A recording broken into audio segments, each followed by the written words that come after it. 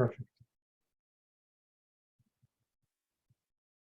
Welcome everybody to the September 2022 edition of Drinks Professionals Network. I want to welcome a lot of the new faces today, which is very exciting. It's something that we made a deliberate effort to do to grow our ranks. Just as a little bit of background for those who are just new to this. This is something that Victory Spirits launched in partnership with Real Professionals Network, and Stephanie represents Real Professionals, and they developed a lead sharing networking group model that's an in-person model for the commercial real estate industry. And how many markets are you in, Stephanie? Like 16? Yeah, I was going to say just launched 4 new, so 20. Very exciting. Right. So this backstory is that I have been familiar with it because the founder of it is a friend of mine. But when COVID began, he reached out to me and said, "What do you think we should do?" And I said, definitely build it on Zoom. And it's an opportunity to, rather than doing hyper local real estate markets, it's all about local, to widen it out as more of an industry wide. And out of that, we launched Drinks Professional Network. And there are people on this call like Carrie and Sherman who have pretty much been on it for the past year and a half, or actually it's 2. Wait, how long has we been doing this? Year and a half. Okay. So anyway, so what I'd like to do, just because we have a lot of new people I'd like to everyone take like 60 seconds to do a very brief who you are, what your background is, and one comment about either something you're seeing out there or some challenge that you have that might be relevant for the rest of the group. And because I want to begin with someone who I told him I would do a shout out. And the reason is, and that's Tony Abou-Ganim. I would say it was probably 2005 where I attended the Cheers Beverage Conference, of which Tony was a featured presenter, and he led a session on understanding gin. And I think for me, that was really a breakthrough session in terms of true appreciation for gin and all the different varieties and botanicals and all that. So I always think of you when I think of that, because I felt it was probably one of the best educational sessions that I'd ever attended. So without further ado, Tony, you can self-intro as long as you're off mute. Thank you very much, Michael, and thank you for having me join you today. Wow, yeah, that seems like yesterday, but boy, a lot has changed since that Cheers conference. But as Michael said, my name's Tony Abou-Ganim. I run a firm called The Modern Mixologist. I'm a partner with Chef Sean McLean and Libertine Social here in Las Vegas. I've spent the last 40 years behind bars, having a wonderful time doing so, and just continuing to watch things evolve and grow. And I think the one thing I'm seeing is, since COVID, is a real return to how important hospitality is in the bar restaurant world. And I think an emphasis on that, because I think we all need a smiling face and a handshake and a hug and a warm welcome when we come into a bar. And as my cousin Helen David always instilled in me, our job is to make our guest day better when they leave the bar than when they first walked in. So it's a pleasure to be joining you today. And thanks again, Michael, for having me. Well, thank you, Tony. And I'm going to throw one topic out there that I think we can come back to discuss. And that is something I've been reading about. You mentioned hospitality. And of course, the challenge one on that is service staff. And the second thing is that I've been really reading a lot about the growth of ready to drink and prepared cocktails as a solution to that at on-premise, which I've seen myself recently, but it wasn't something that previously was having canned cocktails on the menu. But I don't know if we can open that up for discussion a little bit later. Is Nico here? Nico is not here. Okay. Let's go to, well, Alex is here from District Maid. Hello, Alex. Yeah, let me just unmute myself here. Say hello and tell us who you are and what you see. Sure, yeah, so thanks for inviting me. Happy to participate. Always love opportunities for networking. And one good thing from the pandemic has been all these opportunities through Zoom to talk to folks all over. So that's been great. So yeah, I'm Alex Lawfer, co-founder, head distiller, CEO, wear all the hats, head janitor over here at District Made Spirits. We are in the process of rebranding to District Made. We are formerly 1/8 Distilling. We're in DC. We've been distilling since the end of 2014 in the Ivy City neighborhood, sourcing grain from farms in Maryland and Virginia to make a range. Our core lineup is our vodka, our gin, barrel rested gin, Maryland style rye, and bourbon. We also have the untitled whiskey line and some untitled gins as well, and some small liqueurs and things like that. So my background is, my first career was in biotech. I worked in labs for about 18 years.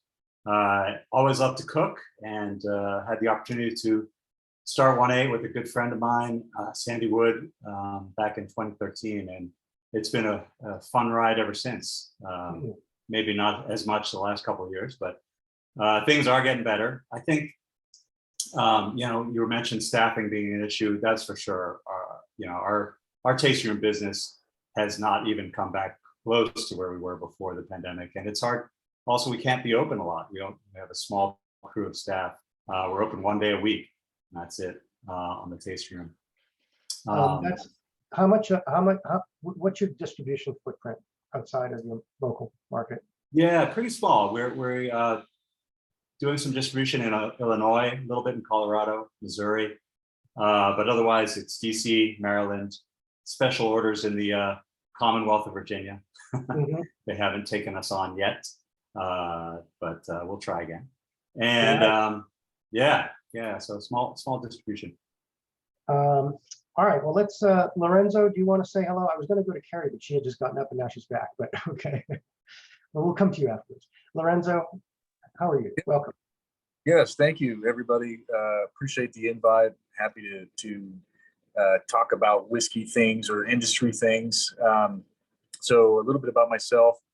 I've been commercially distilling for about 9 years now. I've worn many hats at a few different distilleries. Was a head distiller, master distiller, GM, operations manager. You kind of wear a lot of different hats, as Alex mentioned. Currently, I am the head distiller and lead project manager at Old Steelhouse Distillery out here in Bardstown, Kentucky. We're renovating the original T.W. Samuels property that was built in 1933. I will soon be moving to the Kentucky Owl Park as their lead GM of construction. So even though my passion is in distilling, it seems that I've become this character in helping distilleries become. And I'm grateful for that opportunity. I'm grateful to be in this industry. As you all know, it's a fabulous industry with fabulous people a part of it. So yeah, I'm happy to be a part of this community as well. Some of the things that I've seen as challenges here recently, if you've ever sourced barrels, especially from the big people like MGP, their business model has completely changed.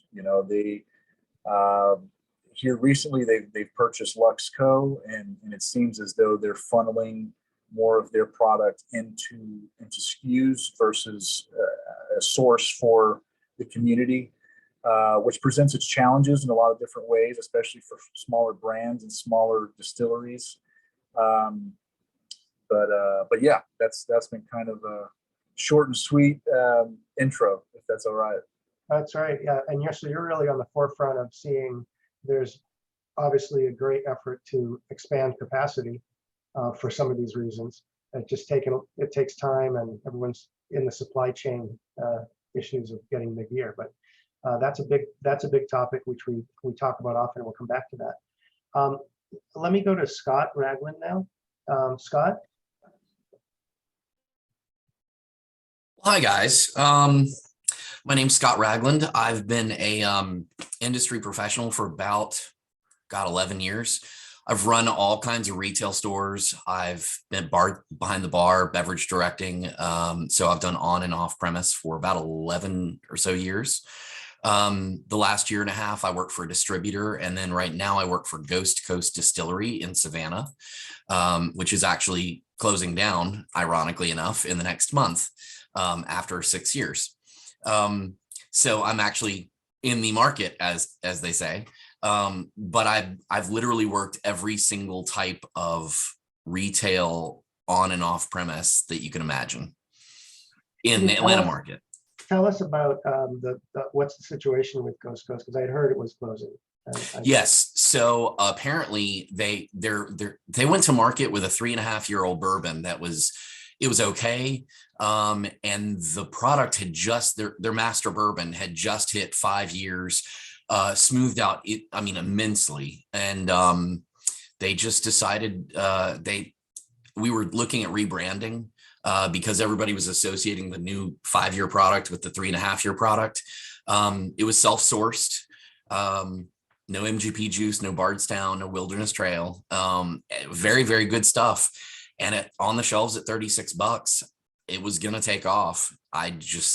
They got an offer from somebody. I mean, they just hired me a few months prior, and they just decided, well, we're going to take this offer with the way the economy is and do what we're going to do. I mean, they already had 250 barrels of the stuff laying down, and they were talking about doing a rick house and opening in Tennessee right before getting this offer. So I don't know. I guess. Do we know who bought them? I have a feeling that ASW is buying up parts of it. Mm-hmm. Nick Vaughn is a good friend of mine over there. I literally know everybody in the Atlanta market. It seems like, because I literally have bounced around from wine and beer and spirits for 11 years, specializing. So, yeah. All right. Well, it's good to be connected, and especially if you're out looking. Let's see Charlie, who's got a lovely outdoor venue. Hi, Charlie. Yeah, hey Michael, how are you doing? I'm glad to be here. Sherman's been on me to jump on this call for a little while, so I'm glad I finally got over here. And yeah, my little bio is that beautiful background that you see is my wife and I bear hugging our midlife crisis. We sold our house in Franklin, Tennessee, and are renting an apartment at the Lofts at Seacrest in Rosemary Beach, Florida. Nice. Yeah, so we're empty nesters, and both of us realized that we've been working from home for a long time, so why not work from home at the beach? So that's what we've done. And currently I run a company called Miracle One Wine Company. We recently have gotten into consulting. We also source wine out of California, and we up until now have worked almost exclusively with restaurants and hotels because our wines have been in keg, which is I'm a huge fan of the carbon footprint and delivery mechanism and the margins and all sorts of things with kegs. But here in the near future, we will probably be doing some bottling and canning runs because we need to increase our volumes, and I'm going to have to, as I told Sherman on the phone earlier this morning, get out of my own way and stop being so exclusive with the on-premise community, because we need to get some more volume going. So, but that is me. We're Miracle One Wine Company, and we're only a few years old. And I think the fun part about us is that I made the decision to start the company at the end of 2019, and was only going to go in a keg and only work with restaurants and hotels. And then here came COVID. So 2020 was super interesting, but we survived. All right. Well, congratulations on the move to the beach, and hopefully your expansion plans will time out now that things are opening up. All right, let's go over to, I'm following my screen here, and I know we all have different sizes and screens. I'm going to go to Christy Taylor. Christy, could you tell us just a little intro and tell us what you're seeing, or what challenges you're confronting? Sure. So, hi, everybody. I'm Christy Taylor. I actually come to you from central Iowa region. I'm with Revelton Distilling Company. We're a relatively new craft distillery. we actually purchased our building, which is on Interstate 35 south of Des Moines, about a half an hour. We purchased our building, oh gosh, back in 2016, spent quite some time becoming educated in the industry and going to distiller school and working on business plans. And then we incorporated in 19 and we opened in December of 20.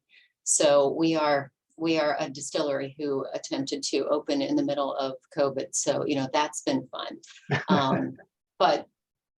So we are seeing that our sales outside of our retail store. So we have a VP of sales and another salesman, and they are doing a really great job, both on and off premise, have taken off nicely.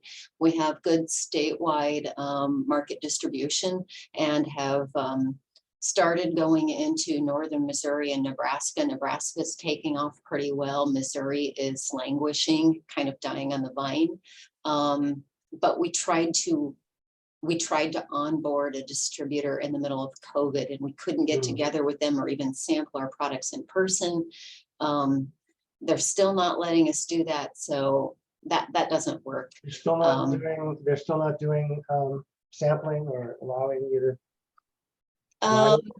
You know, my husband was finally able to go down. So my husband and I own the distillery, and he was able to go down and finally be able to present the products in person to the staff. But we've had a lot of luck with bringing people to the distillery, and they get to see the story, hear everything, see the stills, see that we make it on, on premise, all of that, and then they're really bought in.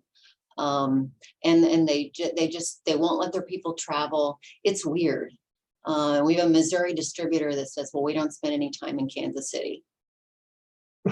And we're right next to so it's a very odd relay. We're not finding out things about the distributor in time. Learning, right. And honestly, it's a tough road to hoe when you're a new brand, and you're not going to getting the attention is tough. Right. As you discovered. All right, well, welcome and good luck. And by the way, I hear that this is, you have a day job. Oh, right. So my husband runs the distillery full time. I do it half the time, but I'm actually a physician. So I'm medical officer for a clinic, about 300 doctors in the middle of Iowa. So that's a good juggling act. All right. Well, thank you, Christy. Dave from Raptor Communications. Hey guys, how are you? It's Dave Carricker, for anybody who wants to struggle with that last name, as I have done my entire life. So my background is I was formerly the head of comms for Allied Domecq before they got bought and broken up into a million pieces by Beam and Pernod Ricard. And most recently, before Raptor Communications, I was the head of comms for Campari Group in North America, running not just public relations, but digital strategy, influencer relations, and did that for about 12 years before they decided to move the company from San Francisco to New York, and I didn't want to do that. So I started my own PR and marketing consulting. These are all my brands up here. Howlerhead, which just got bought by Campari, the UFC's bourbon. Blue Run Spirits, which is a really hot bourbon company.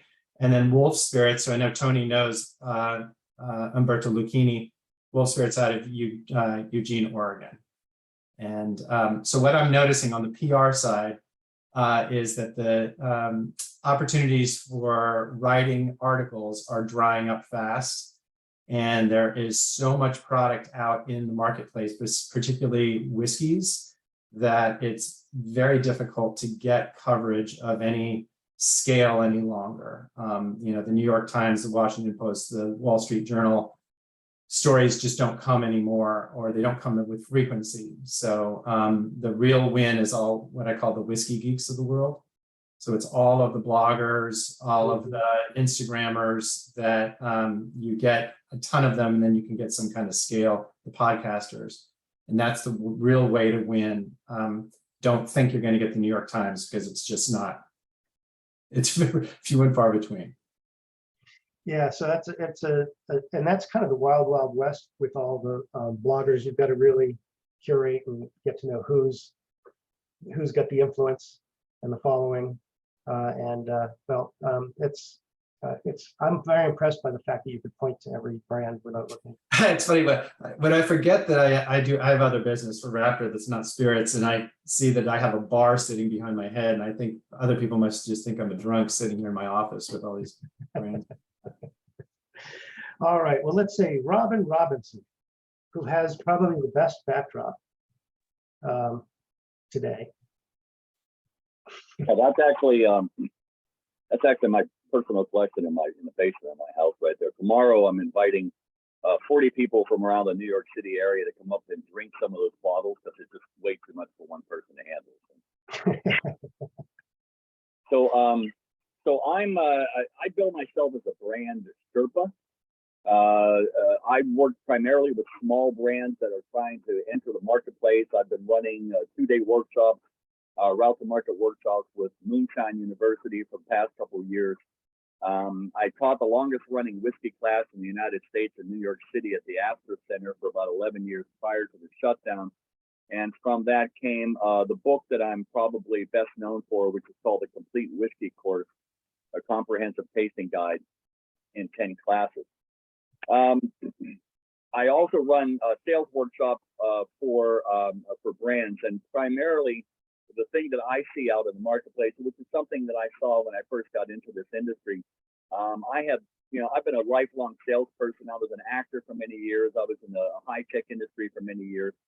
I was appalled when I got into the liquor industry and saw what the state of what was called sales in this industry, which was just pathetic. And so I am on like a one-man route to change that.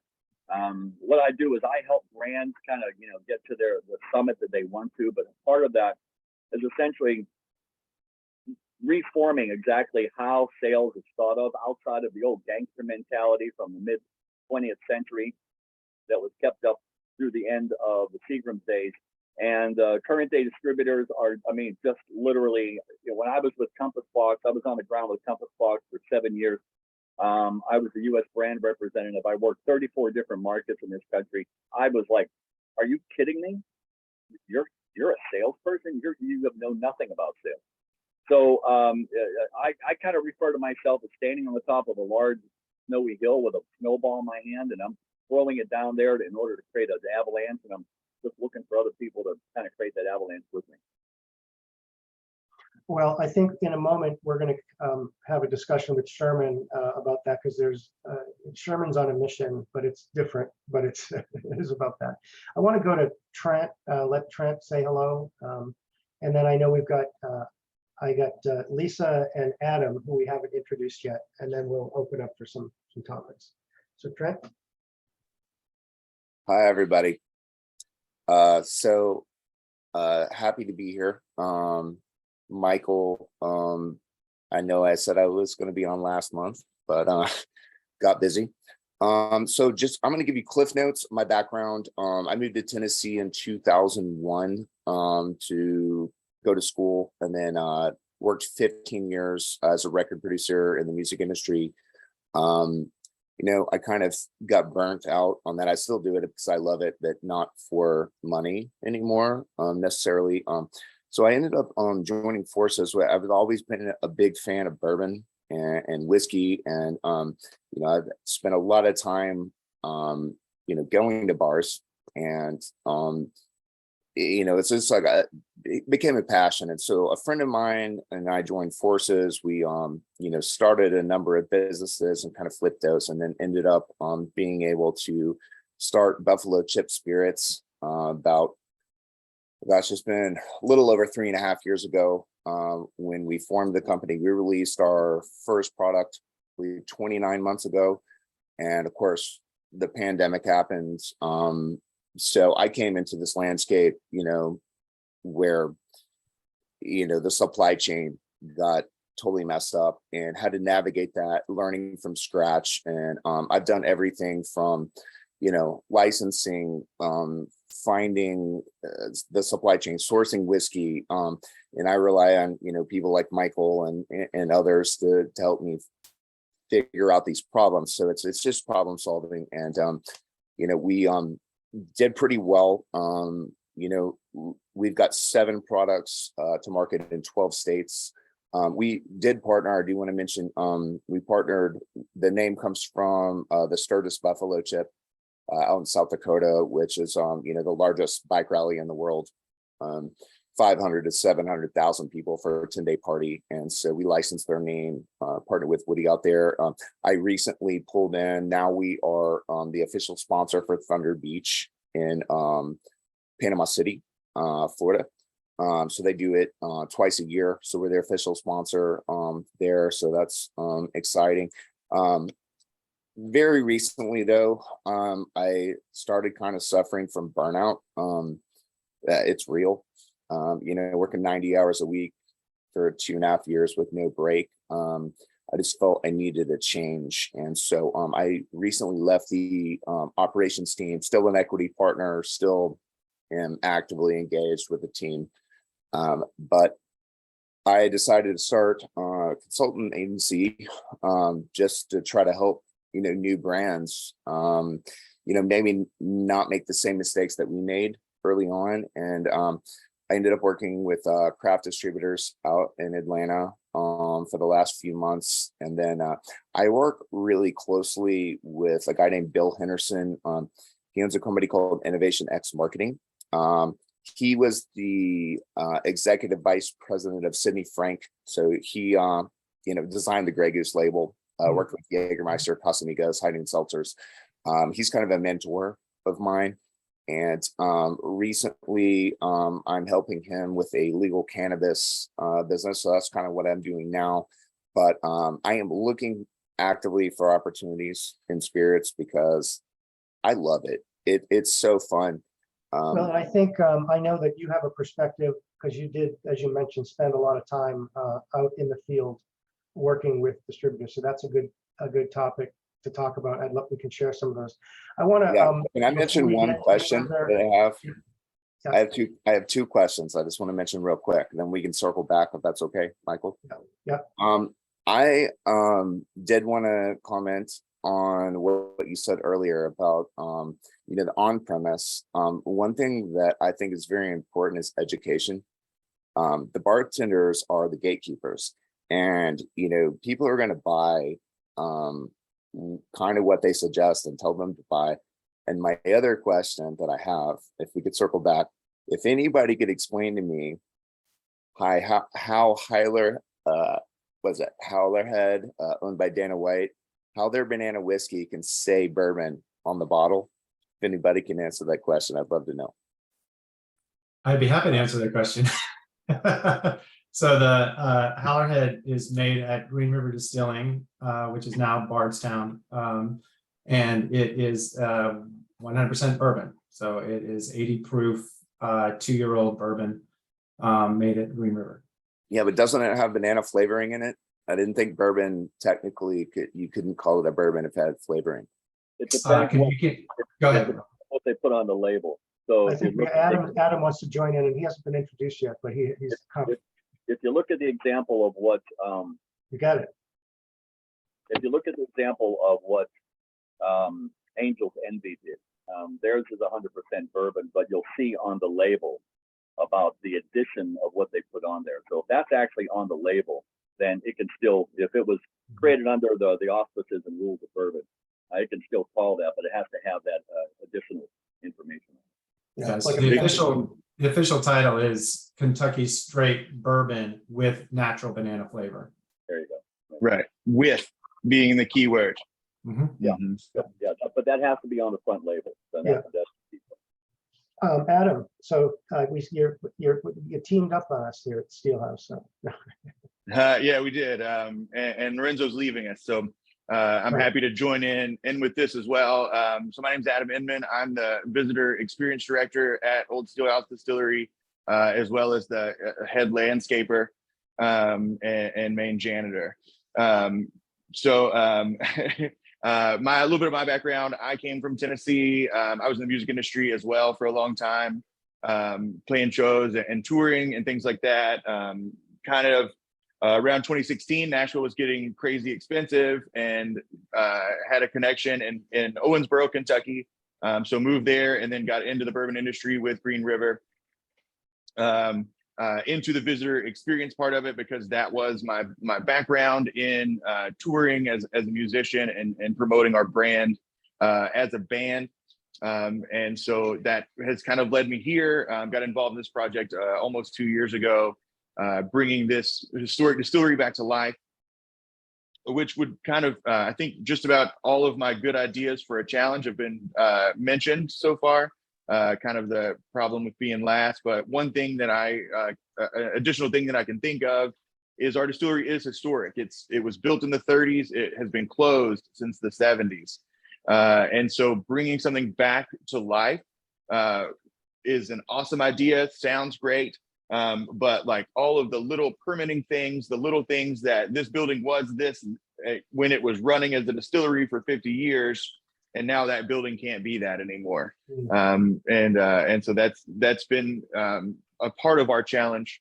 But I'm excited to be here and join in on this awesome conversation. All right, well, thank you for that. And Lisa from Montana, who said she was having internet problems. Are you still there? Oh, she's there. We see her. We don't hear her. Oh, is she frozen? Lisa, I think you're frozen. You may want to stop your video and just do your audio if you really are having a problem. Just say that it's in theory shouldn't affect internet because it knows Montana. So my husband and I started a little distillery up in Northwest Montana about 12 years ago. We opened to the public in 2010. We're right in the middle of a pretty large expansion. We're going from about 6,000 square feet to 25,000 square feet to drastically increase capacity and brick house as well. As far as like looking back, I think the thing we're trying to work with. Oh no. I think we lost her. Yep, I think we just lost her. All right. Lisa, all right, let's do this. Sorry, can you hear me? Oh, yes, now we can hear you. Okay, sorry, I don't know why it's going in and out. So kind of what we're working on right now is trying to do a little bit of a mind reset where we stop concentrating or thinking about what happened in 2019 and prior and what happened over the pandemic, and just kind of look forward to working on educating, the different accounts we're in throughout the country and throughout the world. Our exports starting to pick back up again, which is fantastic. And we're just doing a lot of looking forward to 2022 and 23 with a lot more excitement and strategic working on our different marketing and travel and so forth. So I think we're trying to look at a different mindset instead of comparing to what had happened the last couple of years, because it was definitely a crazy couple of years in Montana. Sales went skyrocketed for us just because of our political nature, I believe. That's kind of Lisa, I think you're kind of dropping out a little bit, okay. Unfortunately. Okay, that's okay. I'll just look. All right, sorry about that. All right, so I want to do before we go on to roundtable, there are a couple of people here who I'd love you to meet. They are regulars. We'll start with Carrie Kennedy, who you've seen, Carrie, and we've got Attila and we've got Sherman. So Carrie, tell everyone who you are, and then we'll move. Okay. So we're just doing the same thing that we just did. So I actually started in the spirits industry 25 years ago, or a little more, actually. I'm not going to date myself, but I've been on the wine side for quite some time. So I actually enjoyed seeing some people even say the word wine today, because it's about bourbon and rye and whiskey and everything else. I do reside back in Atlanta now, which is where I started my career, but I did spend 17 years in New York, which is still my largest market. So I pretty much manage the wholesalers down the East Coast. I do skip over a few states. So I work for a company called Innovation Brands, which is just our US side of a bigger picture of Eno Italia, which is our parent company located in Italy. So I represent an Italian portfolio. So I know we're going to get into a little more. Yeah. You said introduce yourself, and Yeah, what do so you I just see want and know? everyone to know who hasn't. Sherman, I think you want to. Sherman here, Sherman Moore. I'm CEO of a company called Shared Spirits. It's really great to see these folks, man. Robin, It's awesome to see you. You were so kind and gracious about 5 years ago with a conversation, literally when I first exposed the industry to what we were doing. It's great to see you here. Dave, love Wolf Spirits. The story behind that entire series of brands is fantastic. So very quickly, what Shared Spirits does, we built a technology, a streaming technology that allows people to buy, share, and redeem cocktails, wine, and beer all on mobile with participating restaurant partners in our platform. We're growing that fast now. And then the real secret sauce and the revenue model behind the scenes is that, and we've started doing this in July, so this is no longer an idea, this is water in the pipes. We compliantly convert brand marketing dollars into digital drink credits that are deployed out through ambassadors, distributed out to their connections. Those drinks are redeemed back in the on-premise account. And we're delivering first-party attribution and real transparency and liquid to lips on an on-premise environment. So we're changing the way products are sampled, enhancing the way they're sampled, I guess is a good way to say it. And the key to this really is getting the data, getting the customer contact, so you know who redeemed the coupon, and you have their information, their opt-in information to be able to market on the customer life cycle. Very much. My passion is that one day all brands actually understand customer lifetime value of the people who actually drink their stuff. Yeah, and we should talk about some successes on that. Attila joins us from Canada. Hey guys, lead up into it. I haven't been in the music industry, haven't been in the high-tech industry, but I've been in packaging for 35 years, plastics, glass, and everything else. Probably started really delving into the spirits market probably around the turn of the millennia. And it's been an absolute gas. Go to all the trade shows, love listening to you guys. Trying to deal with absolute global bottlenecks and struggles. And I'm sure you guys, I see a bunch of nodding heads. We shifted just quickly. Year and a half ago, we shifted a lot of product out of Asia because people were saying, hey, don't want to pay the tariffs, yada, yada, yada. Now we have a war in Europe. Nobody wants to pay all these energy surcharges, and there's nowhere in North America that there's glass availability because all of the larger guys have basically monopolized any line time. So it's been a hell of a struggle. You know, I see you deal with Howler, went down to see Kenny over at Green River, working with Bargetown Spirits, working with a lot of contract manufacturers who are just sitting there scratching their heads going, what do we do from here? It's certainly challenging times, and just to let you guys know, probably not for another 24 to 28 months will we see any relief. Well, that's it's you know, everybody wants high flint. Nobody can get high flint. You know, Paramel shut down their factory here. They're bringing everything out of India. It's a hit and miss with them. Their quality is I would not say as good as it was when it was here. There are two factories, possibly three factories in the Czech Republic that will shut down. I have $300,000 in molds that I have to figure out where to put because I don't know what to do. And the rest of Europe is just saying, hey, this is what Putin's doing, so it's 25% more expensive to now buy your glass. And that's happened 4 times since January. So everybody's sitting there going, hang on, I bought this bottle 14 months ago for $1, now it's $2. How does that make any sense? And you know, I'm just a wonderful conduit saying, what am I supposed to do? Do you have any friends at the Kremlin that we can work on? It's the only capacity left is in Europe and in China. Factories are closing down. There are 3, I would call second tier factories in between Italy, Germany, and Poland that are going to be shutting down. at the end of Q1 for a furnace rebuild to put on capacity. So that's going to put added strain on any kind of ability to get glass.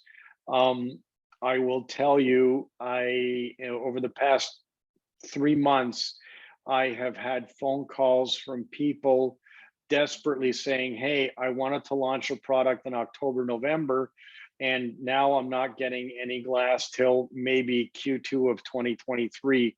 What can you do? Those calls are coming in far too regularly. And in a similar manner to how you guys are dealing with your distribution, on the supply side, all the distributors are catering to the much larger companies who are monopolizing the glass, and the smaller guys, and I would say, medium tier guys who are even buying 50,000 cases or 50,000 six-pack cases around there, are still struggling to try to get glass because they're being promised a bill of goods that they're just not getting.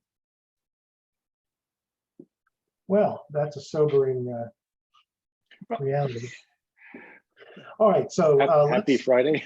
Yeah, no, but it's it's really remarkable at the long tail impact, and I would have thought by now we would be saying okay, but you're right, other forces. It's the war. It's things we did not have during COVID. All right, so let's pick up with one of the topics we raised earlier, and that is what's changing in the on-premise market. What are we seeing? I know Tony alluded to hospitality. I know that not everybody here is on premise, but you've got tasting rooms, and we've talked about how that's even been a challenge because of staffing. So what do we see here? What's the thing that's going to stick, and what's the things that's not going to stick? Tony, I don't know if you want to. I thought what Tony said was interesting. I actually would like to on top of that, because, and I noticed this happening. I was very, very active in the on-premise scene when I was with Compass Box for many, many years. At one point I just had enough with like the star tenders and the whole, sort of a cultured nature of what was going on premise. And what I was really actually happy to see was actually the return of the bartender. And the mixologist was starting to kind of fade in the background. There were too many people, I'm not going to name any names, and too many bars, I'm not going to name any names, that I would walk into. And first of all, I walk into there as the middle-aged guy. And so that's always the indicator of actually, what is the vibe of the bar, how they handle the middle-aged guy by himself at the bar. But it typically gave me a lot of time to actually watch and observe and learn, not only just what the bartender was doing, but what was going on in the bar itself and what was the general atmosphere. And it was for too long that bartenders were essentially just the technicians and just the makers. And if everybody has a picture of them pouring a long bead into a glass, it was kind of like, okay, enough of this. Why don't you pay attention to the people at the bar? Why don't you? There's a great bar in New York City that I love. It's a place called Walker's. You sit at the bar, within 30 minutes, the bartender would make sure that you and 3 other people knew each other. And to me, that was really the sense of what a bar community is. And I'm starting to see that now return back into even the high end sort of like cocktail dens. Is people are starting to notice that there's somebody behind on the other side of that counter, and I should do something more than just make them a good drink. So I'm actually happy to see that that's actually sort of like finding its way back. But isn't that a challenge when they're so short-staffed? That's what I've seen. Over You're the right. summer. That's going to put a strain on it. Absolutely. There's nothing, and that's everywhere at the supermarket, at the gas station. It's every service part of the economy is suffering with that.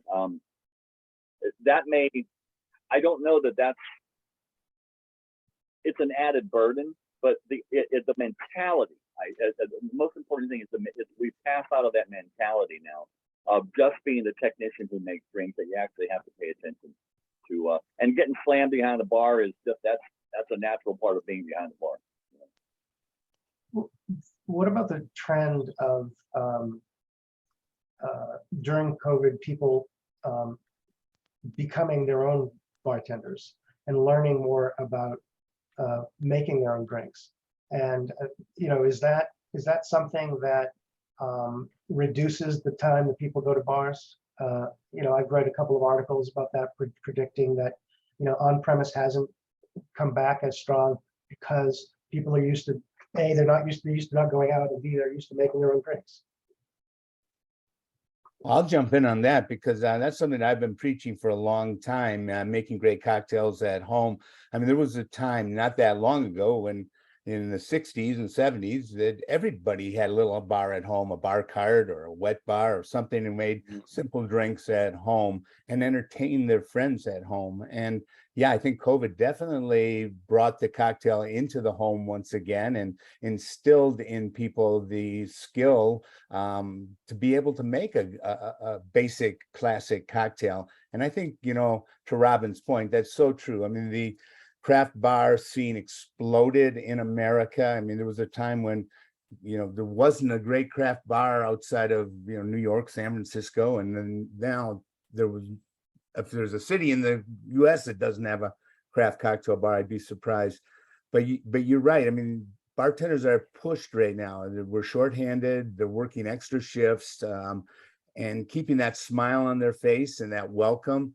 And, mixology, I think, gets a little bit of a bad rap because that word mixologist really dates back to the 1850s when a bartender with unusual interest and expertise became a mixologist. And the forefront of that is you're a bartender first, and that instills all those great arts of hospitality.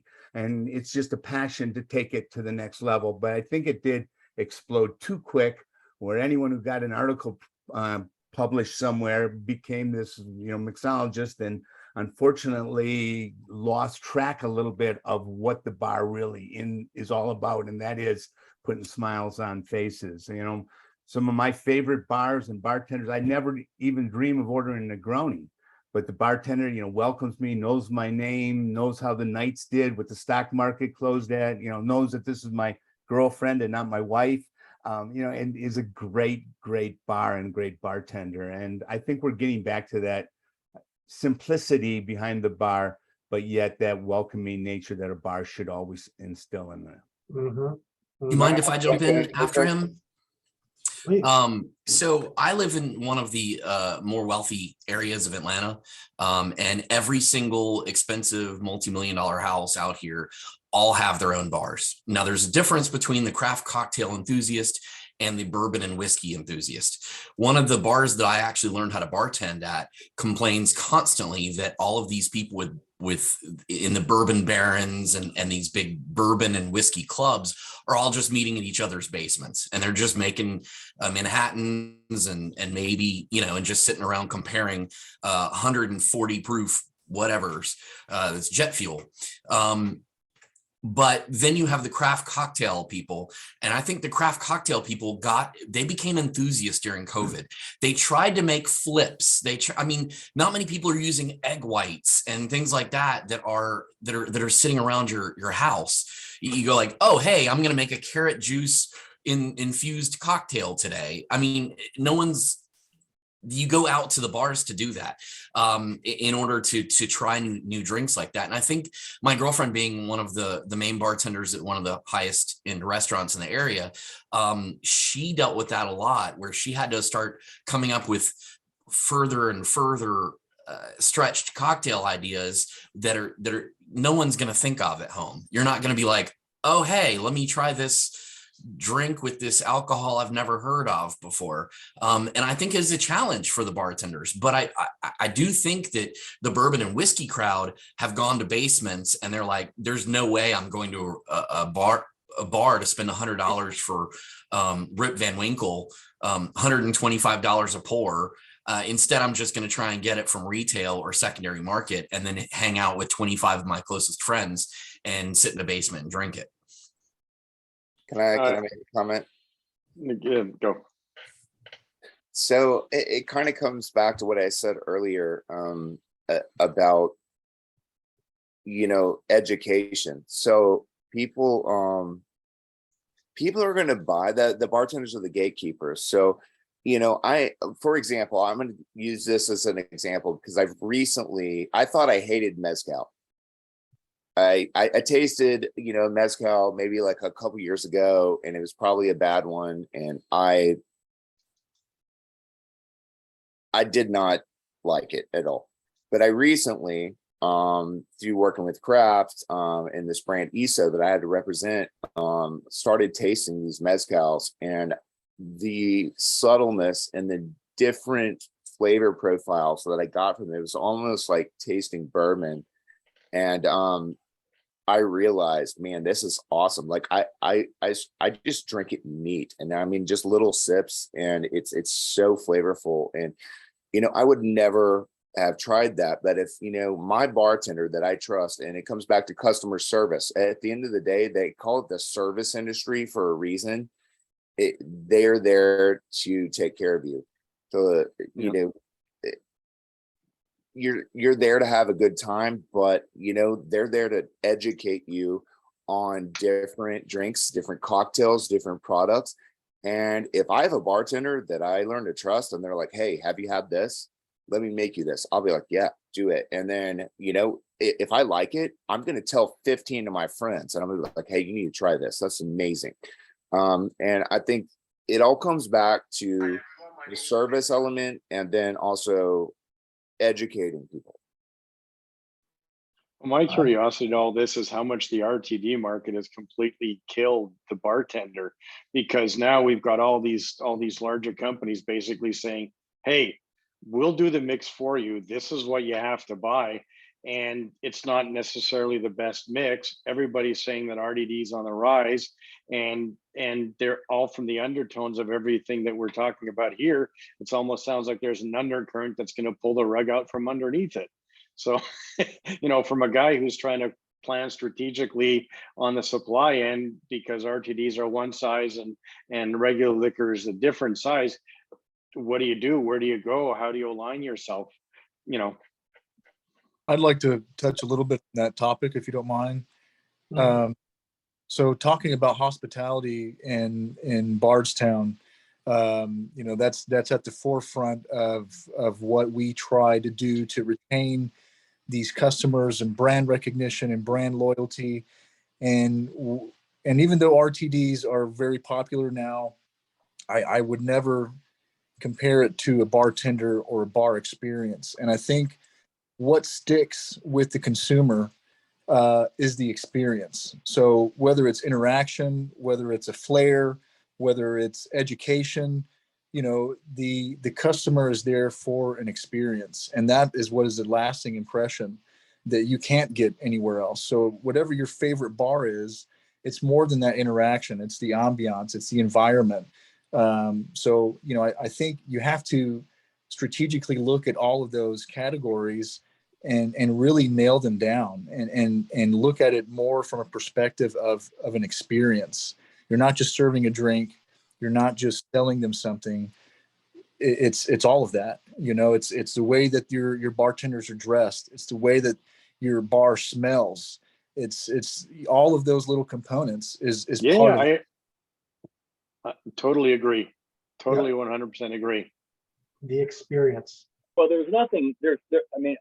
Agreed, but there's nothing new in that. I mean, that has been that is essentially what has been the reason for the rise of craft cocktails in the past 20 years, of which Tony was like one of the early advocates. Mm-hmm.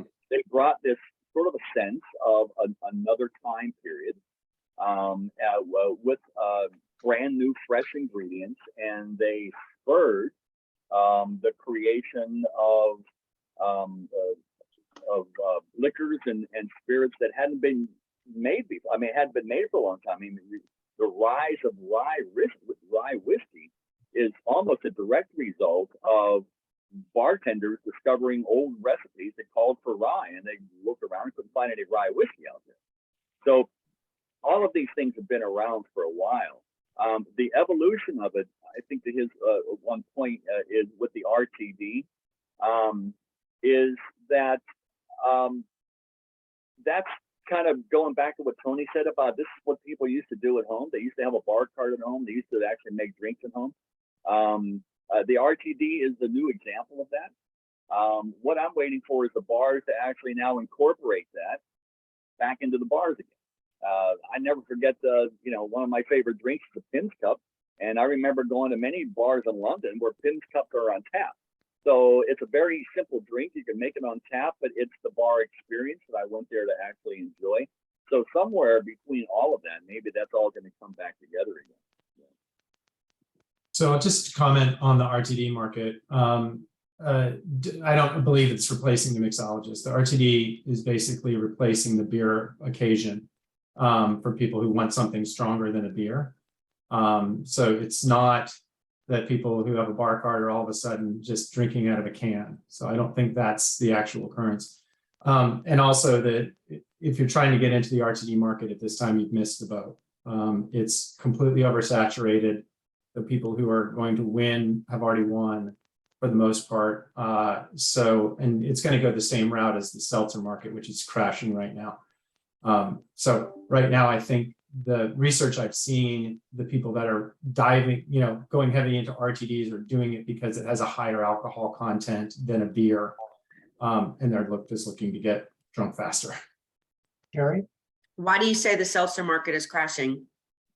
It's got oversaturated very quickly. I agree with that, but I don't yeah. think it's crashing. I think it's eating into my wine business terribly. Oh yeah, it's I focus on the spirit side of it and whether or not it's affecting the spirit side of it. Yeah, it for sure. Obviously it's hitting the beer market harder than anything. There's a convenience factor that comes with seltzer that would supplant a wine moment, particularly if you're on the go. But we haven't seen that it is growing at a rate that continues the rate it was at previously.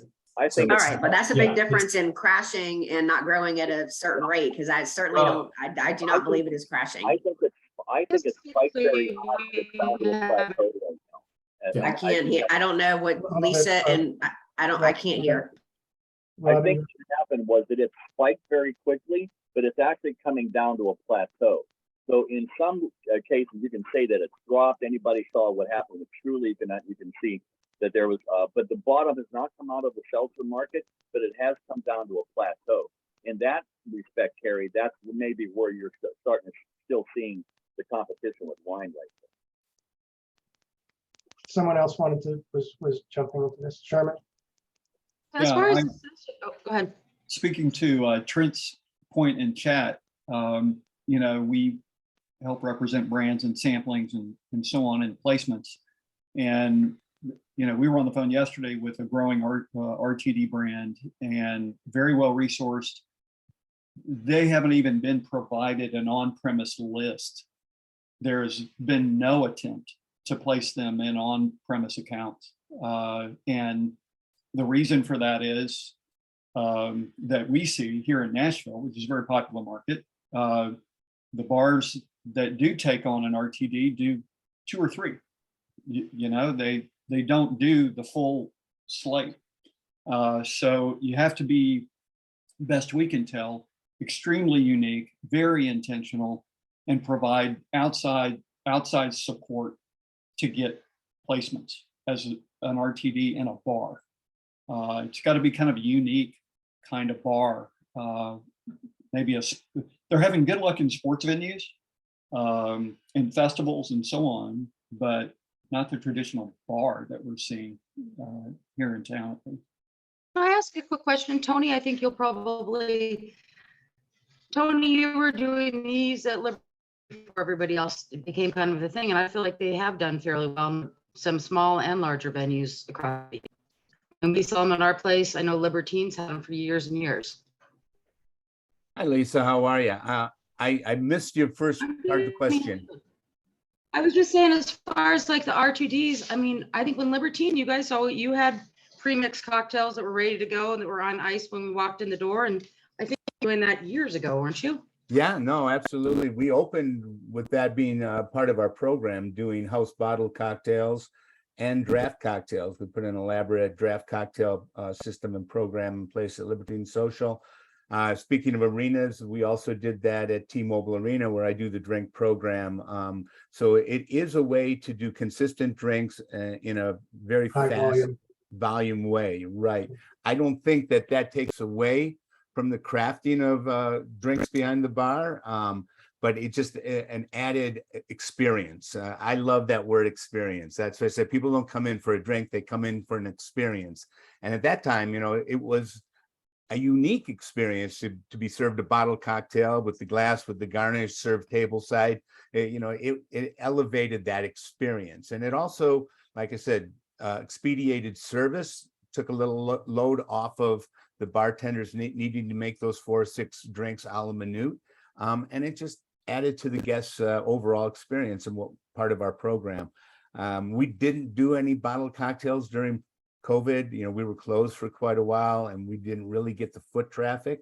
So we haven't even gone back to that yet. But we do some of our own bottled or canned cocktails at T-Mobile, but basically we're canning the drinks that we're making a la minute. You know, we're doing fresh drinks in arena environment, as well as at Allegiant, where I do the drinks for the Raiders. You know, we're doing 7,000 to 9,000 fresh hand squeezed margaritas per game. So, you know, it shows that you can, through training, and I back up how important training is, and buy-in from the bar team, that you can still produce great, fresh cocktail experiences, even in high volume environments like arenas and stadiums. I think the draft cocktails, we're really excited right now. We're launching that with some of our spirits in a couple different restaurants. And I think the draft cocktails is a great play as we're watching the labor shortage. If you can have a really high-end cocktail, and I think the big thing, Tony, is what you're saying that we found is it can take a little bit of pressure off so we can keep providing a better experience for the customers. And, you know, that 1 or 2 drinks that they don't have to make and they're still great is a game changer for people. I absolutely agree. And there's the technology that's available today that wasn't available 15 years ago is, like you said, Lisa, game changing on what you can offer and still provide, you know, a fresh premium drink experience. It reminds me of, well, you alluded to this, but the barrel program. So that's the draft, where it was the house, you know, aged Manhattan or finished, and you know, that was the precursor to all that. And I'm surprised that we haven't seen more of that now. Yeah, we're doing, you know, we've always done barrel aged cocktails, and you know, it's a fun element. You don't have to do anything crazy and that's overly esoteric, but just try to serve the best cocktail and best experience. But it comes back, we're having still a lot of problems with labor. You know, that even though it expedites service, there's a lot of prep work that goes into, you know, we would spend hours on our batch cocktails, and we had 2 people that did those and did all the mise en place and squeezed all the juices and batched the cocktails and barrel aged the cocktails. I mean, that was a whole team that did all of that prep work to prepare for service. And we just don't have the staffing right now. So we've had to make a lot of cuts. So even though it does expedite service once implemented, just the resources required to put it all together beforehand, that's been an issue. All right, yes. Well, one of the things, so when I was a beverage director, I had 11 barrels of barrel aging cocktails. I use this big old drip infuser that's right behind me. I did all kinds of homemade Sambuco and limoncello, and did a whole bunch of those things that a good beverage director would do to make fresh cocktails ahead of time. The problem is that the restaurants don't want to pay the people to do that. You have to have somebody that goes like, well, hey, I want to spend 15 hours at my job today and make sure the bar staff is trained to do these things. And the problem is the restaurants, and I wouldn't say that you don't have enough people to do those things. It's that I think the employers, I can only speak for Atlanta market, don't want to pay for those things. And so a good friend of mine who worked with me at Ghost Coast is now taken over beverage directing for 2 restaurants. And he had to make a deal with them to get a portion of his salary from the distributors to pay for things to be on their cocktail list, because the restaurants didn't want to pay him what he was worth. So it's a whole duality thing. Is there a labor shortage, or is there just people not wanting to work for little money? And I don't know the answer to that. We will find out. All right, new topic. Anyone want to throw out a new topic for discussion? Something that's they're seeing, they're not seeing. And by the way, Dave, thank you for sharing that link. Dave shared the article from Reuters article on hard seltzer boom goes flat. Although that's from like a year ago. Yeah, and that's when it started. Interesting. Well, I would just like to throw this out because we formed last year, in 2022, well, this year, but started just going into COVID, the TAG Global Spirits Awards, to do something different in that awards environment, to really bring in the end user, the consumer, the enthusiast, and let them participate in more of a festival of a spirit celebration. And we've really, one of our missions is to help elevate smaller brands that don't have really big marketing or PR budgets. And during this conversation, everybody's really, had some relationship working with or setting up or launching a small esoteric distiller or craft distiller. And it just seems that there are so many, since I've been in this business 40 years plus, so many new brands that have come to market. And, Dave talked about saturation, and it sure feels like there's a saturation happening. And, I just curious of the thoughts on things like there's a small distiller called Alpine Distilling up in Park City, Utah. Wonderful woman distiller. She won Best of Show in the gin category, and she designed her own still, and it's this vacuum still, and she makes gorgeous gin. And through winning Best of Show at TAG, it's been a real boost to them with promoting their gin. Because again, small distiller, small budgets, but just curious thoughts on that and the importance and benefits of participating. I can talk a little bit about that because when we started, we were my business partner, his job was to raise money. Like that's all he worked on. I did everything else. And what I've learned through the experience, we had some advantages because of strategic partnerships, and we were able to eventually get enough money to get to market and get a little bit enough traction. We had the Buffalo Chip campground brand, that name, and then we did a line for the country superstar John Party last year. And through those names, that gave us kind of an advantage because we had some existing brands that already had traction that we were able to use. But if you're a brand that does not have that, the thing is, you've got to go grassroots marketing. And then we did this. So one thing that we did is we hired brand ambassadors in every market. We paid them to do tastings. And now in Tennessee, in a lot of our markets, we're able to do tastings. But we do, in Middle Tennessee alone, 10 to 15 tastings a weekend. We also do on-premise events where we do bar spins. And through that, we've been able to move products. So we get reorders. And through those numbers, then we're able to attract other investors that want to come in. And that's what we've done. And it's worked really well for us. I don't know if that'll work in every market. I know in Georgia, it doesn't work. We've tried. Yeah, I think obviously the bigger question, it really is, do awards matter? And I believe they do. Not anymore. Okay, so let's go And- back to, you think, because it's over, so everyone's got their completely goal. oversaturated, completely, and with all due respect to, and I know most of the judges on a lot of these panels, and I sit on a couple panels myself, first of all, unless you're doing a 100-point score, 5 stars or any of that stuff or gold, they don't really mean anything. The American public has been working with 100 points ever since they were in grade school, right? Everybody knew what it was to get a 95 on a test. Everybody knew what it was like to get a 100 on a test. And then in the wine years, of course, Robert Parker made that one. He just, adapted that to his wine scores.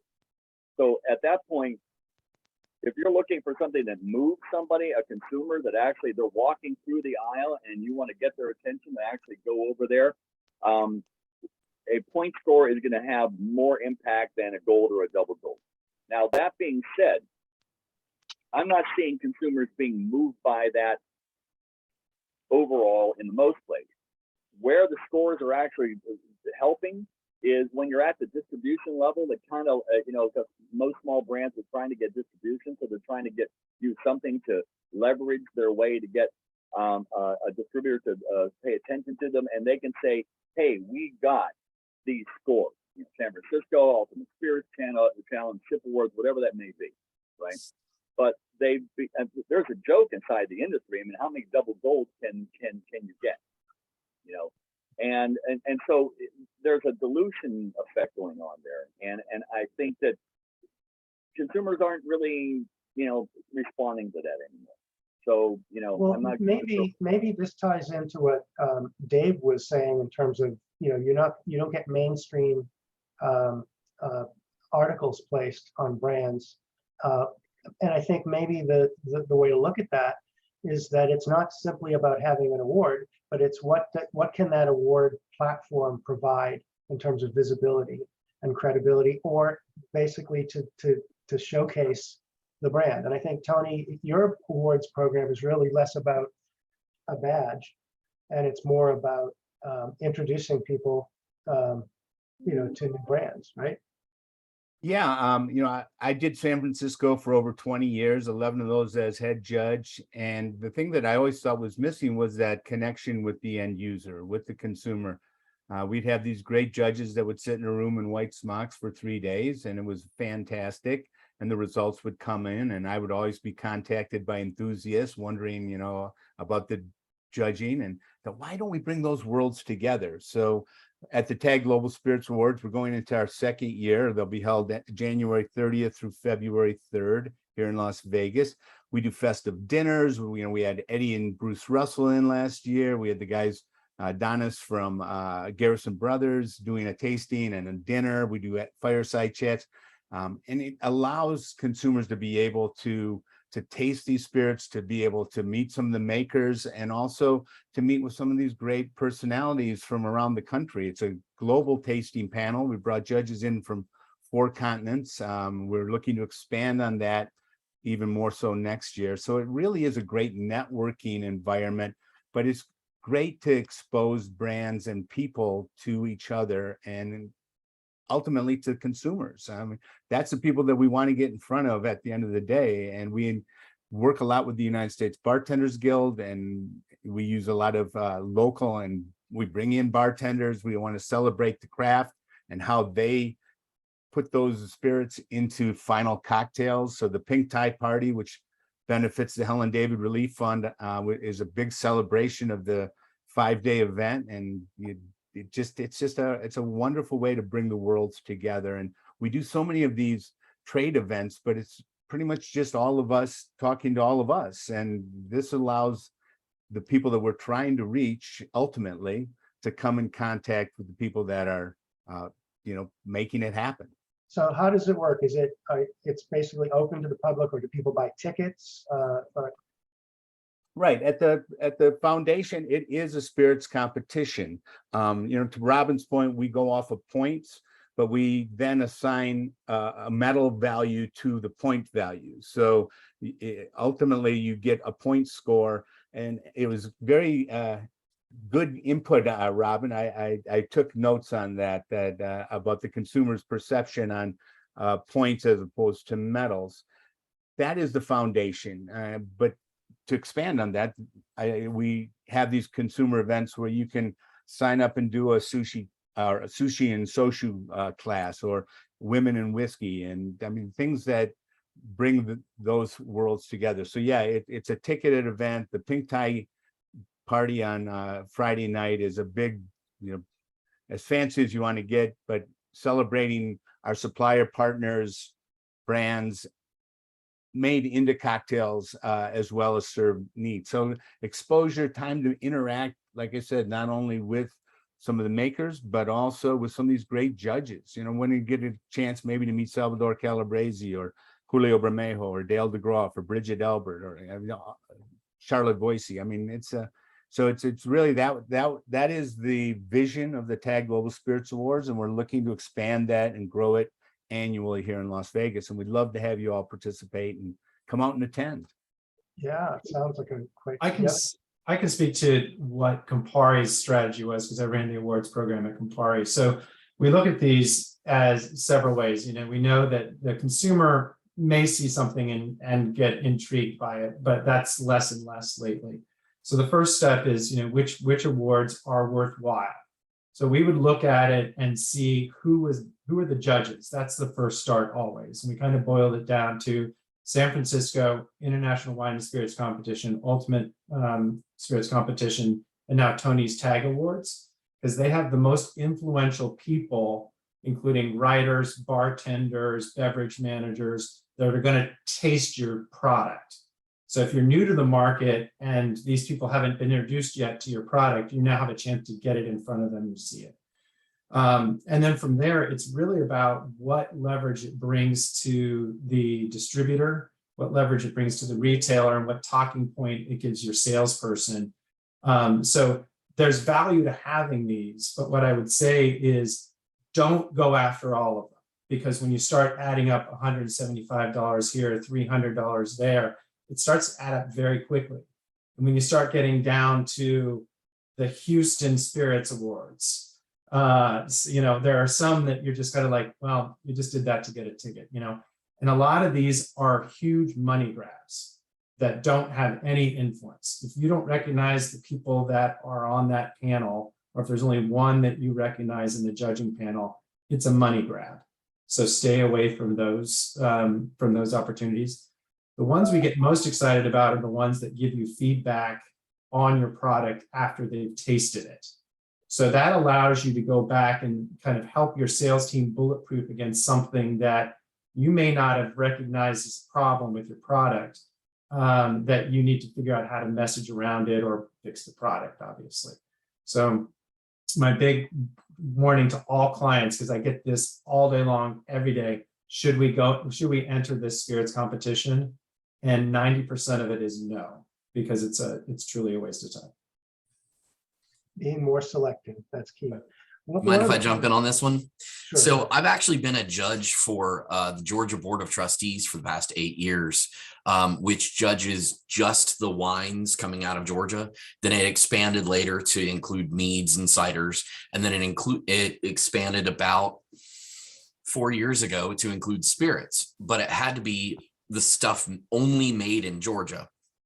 And we'd have rock star bartenders like Tiffany Barrier and Kelly Thorne and really influences, not just in Georgia, but on a bigger market.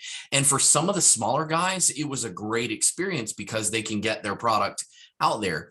Now with the wine side, I mean, it was like 5,000 types of muscadine wine and then some good cabs and merlots, which isn't necessarily gonna do anything. So I think the majority of the people that were putting it, submitting samples, it was not really helpful for them, except to put it in front of certain people that might bring it into the accounts in Georgia. Now, going back to the getting a community together, we would host a gala afterwards at a later date that was open to the public. And the judges got a discount, but pretty much it was all the representatives for all of the different distilleries and wineries. And there'd be the president of the Georgia Wine Growers Association there talking about his products. And it was like it was the award ceremony for who won what. And I think it really did help to grow a type of community. other than that part of it, I don't think that having a double gold from an association that no one's ever heard of is really helpful. Well, I think that's back to the point of it's if it gets visibility and it gets it in front of the right people. That's the key there. All right, well, we're kind of nearing the end. I wanted to open it up for anyone who wants to ask a question of anyone else here or make a comment that about anything that we've heard. Yeah, I just want to add just to this whole discussion is that, and Trent brought this up, nothing replaces the ground game. Nothing replaces the ground game. That's actually where all brands are still made. And you think about, you know,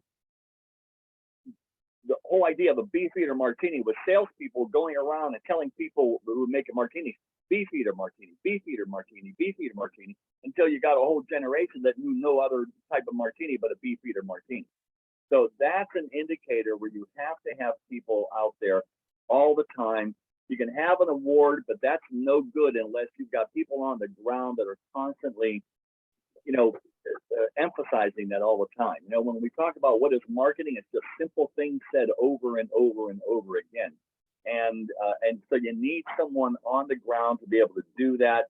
So it's a combination of all those things. Yeah, you can get an award, but it's not going to be any good unless you've got people out there, you know, tasting people all the time, getting that out there, making connections. It's a war by inches. Absolutely. Amen, brother. Yeah, I mean, it's like that was my whole point. It's like, you know, you can get an award, but you know, people are going to buy what they know they like unless somebody gets them excited or makes a recommendation about something. And it all comes down to people on the ground. So absolutely agree with you 100%. But isn't that's the big for a lot of the smaller brands? I'm speaking to some of the folks on here. That's a big expense, right? Because you can't rely on the distributor teams to be doing that. You have to have your brand ambassadors, or you have to have your own market managers who are going there and developing the relationships. And that's the biggest challenge that I hear every day. You know, it's how do I justify $120,000 a year in salaries and car allowances and event fees. I can't put somebody in every market. Can I comment on that, Michael? Sure. So we realize that, and so we're literally like we're a startup and expending all of our money. You were the guy that was going to multiple markets. Yeah, and this is how we combated that, and it worked for us. Not in every market, but most of the markets. So what we did is I literally got on ZipRecruiter and I hired and interviewed a ton of brand ambassadors. And so what we do is we pay them $25 an hour for a 3-hour tasting. But we give them a $25 bonus if they sell 3 cases or more. And in Tennessee, we do that on a consistent basis if you're a good salesman. And then we also offer them, opportunities to do on-premise, events where they just get paid $100. They get to come hang out, just basically go around to people, give them free drinks and talk about the product. And it's not a full-time gig, but it's a side job. But we've been very, very successful with that. And we've got a good team in several of the states that we're in. And, we move, in a weekend, we'll move 30 cases of product, just doing tastings. And then we get reorders. Bam. But to me, that's like a brand ambassador is different than that. I mean, a brand ambassador should be out there every day on the street talking about your products at the distributor, at the accounts. I mean, tastings to me is a whole different thing. Yeah, well, that's our actual salespeople that are actually on salary that we pay. These are just people that want something fun to do to make extra money. But what we do that's very important We don't hire models that don't know anything about the product. We hire all ages. It could be a retiree that just loves whiskey. It could be, you know, a college student. It could be anybody. But what we do is we make sure that we train them. They're very educated on the product, and they can answer every question, because you'll have these bourbon snobs come in that want to, you know, try to prove that they know more about whiskey, and we make sure they know the answer about everything. And when they shut them down, they go, okay, I'm going to grab 2 bottles. Well, I think it sounds like the biggest challenge is, you know, the time it takes to recruit and to train and to ensure that they really do, you know how can represent the brand. So that's a challenge. Anyway, I think we've reached the end of our time. Our next session, I believe, is coming up on the. I have to look at my calendar here. What is October 7th. October 7th. Okay, October 7th. 11:30. You know, we like to say that you by participating you build value and relationships. Today, I think we had an opportunity to meet some new faces who I hope will consider becoming regulars, and we then can get past introductions and get deeper into sharing knowledge and relationships, and that's really what has transpired over the past year and a half with these. It's been great to see so many fresh faces, and I look forward to you all connecting. And Stephanie will be sending out an email, which will also include a link to a recap of this, and then we'll get that recap up on the website. You know, the more you can share your participation, and you're also welcome to, if you choose to. We didn't really get a chance to talk about it today. But we've launched a kind of a Drinks Professionals Network LinkedIn profile badge that if you wanted to add, once you participate more, you know, for those of you who decide that you want to commit, you can actually add it to your LinkedIn profile as, you know, a participating member of Drinks Professionals Network. So until next time, thank you and cheers. Absolutely. Cheers, everyone. Have a great weekend. Cheers.